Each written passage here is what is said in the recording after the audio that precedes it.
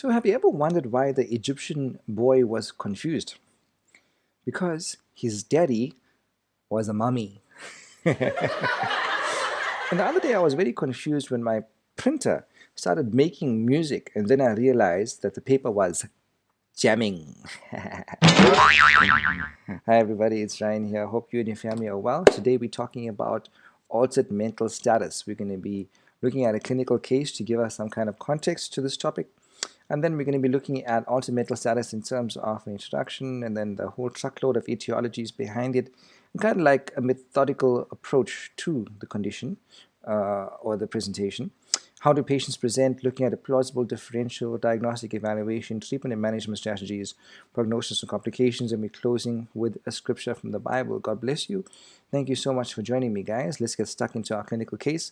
28-year-old Army recruit is brought to the local hospital with 12 hours of worsening headache, mild confusion. She has no significant past medical history, takes no meds, does not use cigarettes, alcohol, or illicit drugs, and is not recently sexually active.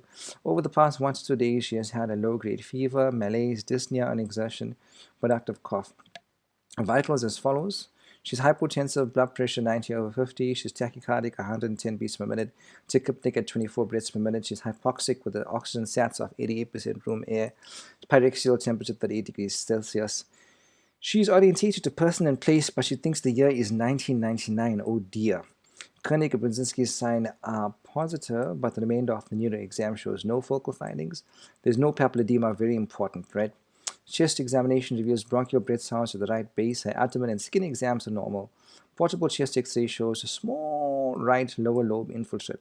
All of the following meds should be given immediately with the exception of one. What is that one exception? Is it acyclovir, ampicillin, ceftriaxone, dexa, or vancomycin? Nice to ask, guys.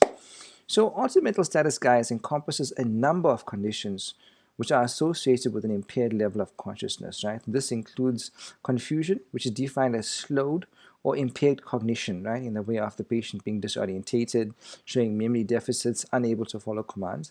Delirium, which is characterized by an acute onset and a fluctuating course, often due to a treatable underlying medical condition, be it infections or meds. Patients may be agitated. Obtundation speaks to a diminished alertness, limited interest in the environment in multiple domains with global and progressive impairment, but alertness is preserved. And that's one of the main ways that dementia differentiates itself from delirium. That in delirium, alertness is often not maintained, but in dementia, alertness is maintained, and dementia is often not reversible. And if a patient's comatose, they're unarousable and unresponsive, right? Guys, let's look at etiology, epidemiology, and risk factors for altered mental status.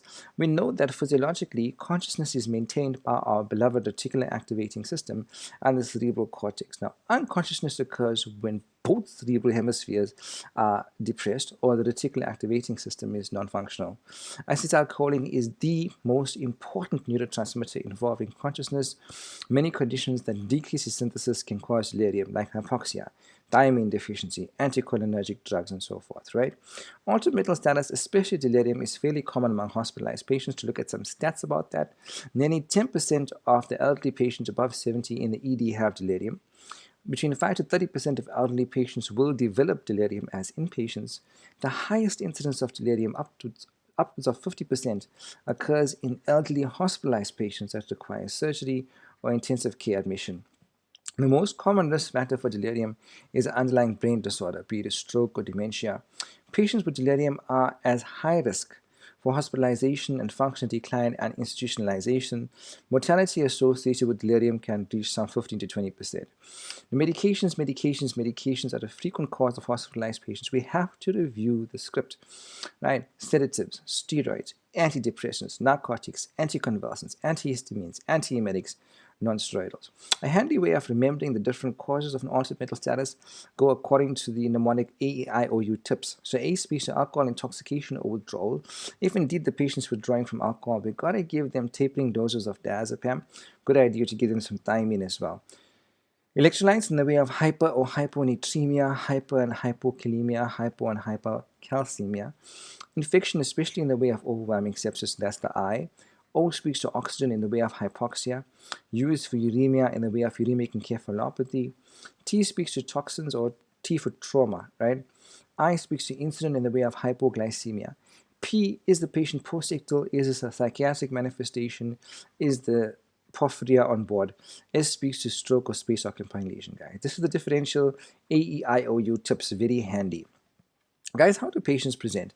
So most patients by and large have non-specific symptoms. They're confused, they're lethargic, dizzy, some have headache, nausea, vomiting, some exhibit personality changes, some have memory deficits. Signs of trauma may indeed be present. You want to note the rate and depth of respirations, right? The deep sighing, Kussmaul's respiration means that the patient is trying to blow off all their CO2. They're trying to compensate for the metabolic acidosis, right? And that usually happens in the setting of diabetic ketoacidosis or uremia, but the differential for that is quite wide. Pupils may suggest a diagnosis. If we're looking at pinpoint pupils, it could be opiate use, organophosphates, pontine hemorrhage, or clonidine overdose. If you're looking at dilated pupils, it could be sympathomimetic use. If you've got dilated fixed pupils without extraocular movement, that speaks to cerebral herniation.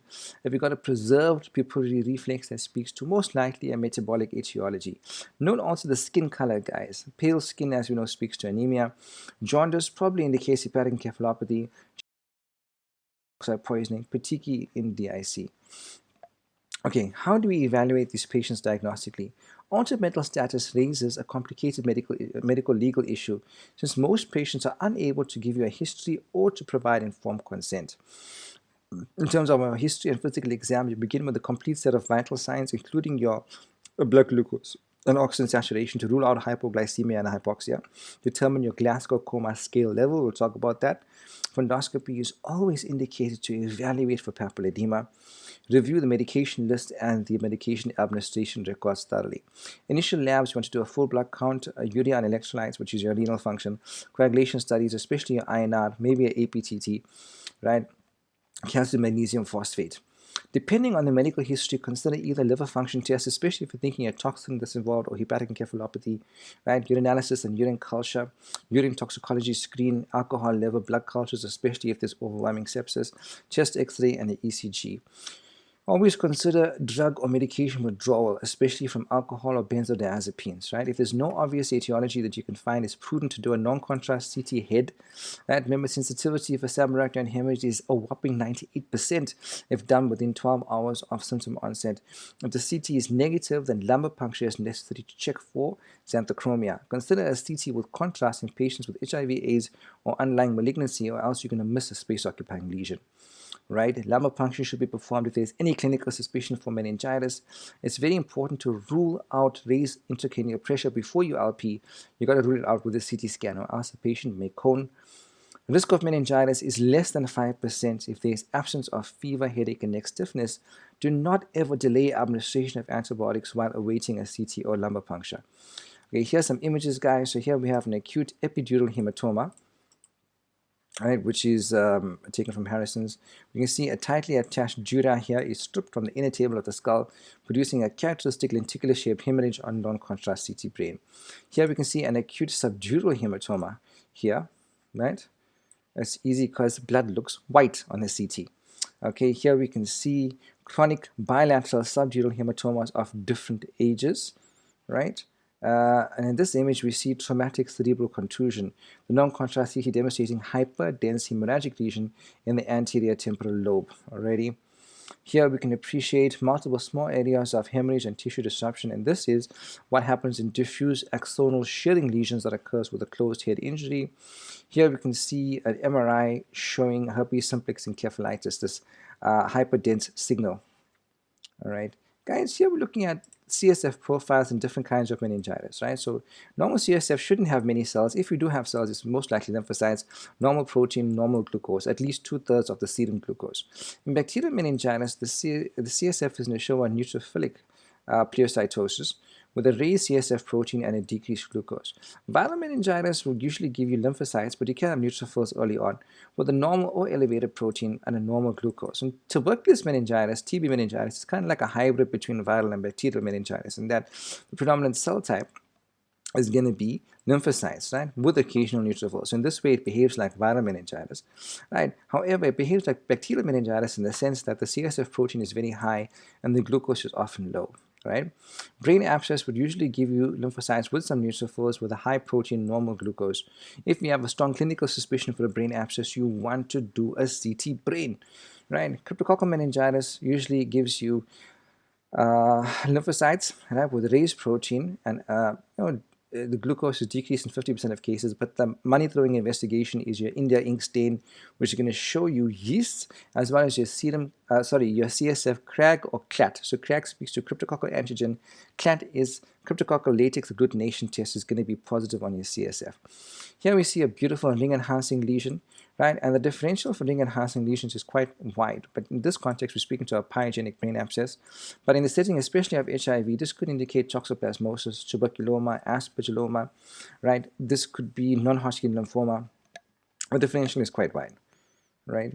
Here we're looking at the pathophysiology of the neurological complications as it occurs in bacterial meningitis, taken from Harrison's. So we have invasion of the subarachnoid space by your meningeal pathogens, and the typical example is Neisseria meningitis. Then we have multiplication of organisms and lysis of organisms by bactericidal antibiotics, typically ceftriaxone 2 gram twice a day IV. Then we have the release of bacterial cell wall components, and then we have endotoxin and teichoic acid, and we have a whole barrage of inflammatory cytokines, which alter your blood-brain permeability. They cause adherence of leukocytes to the cerebral capillary endothelial cells, alterations in cerebral blood flow, and production of excitatory amino acids and reactive oxygen nitrogen species. Right? And eventually, the end result of these processes is vasogenic edema, obstructive and communicating hydrocephalus and interstitial edema, cytotoxic edema, stroke, seizures, and ultimately raised intracranial pressure, and eventually coma. All right. Guys, how do we manage patients with altered mental status? So first and foremost, maintain your airway and breathing. Have a very low threshold for intubation, and the patient should obtain it. If the GCS is below 8, you intubate. Maintain circulation with intravenous fluids. Restraints may be necessary for patients who pose a risk to themselves or other hospital staff. Right? Strongly consider physical restraints for those patients. Medications of choice for chemical sedation are your short-acting benzos and antipsychotics, especially things like haloperidol. Please note that elderly patients who are especially sensitive to anxiolytics may exhibit paradoxical agitation. Administer naloxone to reverse your opiate overdose. Good idea to give thiamine and glucose, but always give your thiamine before you give the glucose. Otherwise, you're going to precipitate Wernicke encephalopathy. Administer activated charcoal if you suspect a drug overdose, but remember that charcoal can cause severe chemical pneumonitis if aspirated, so make sure you have a nasogastric tube in place if they can't protect the airway, and administer the charcoal via the NGT. If you suspect infection, especially meningitis, consider empiric antibiotics.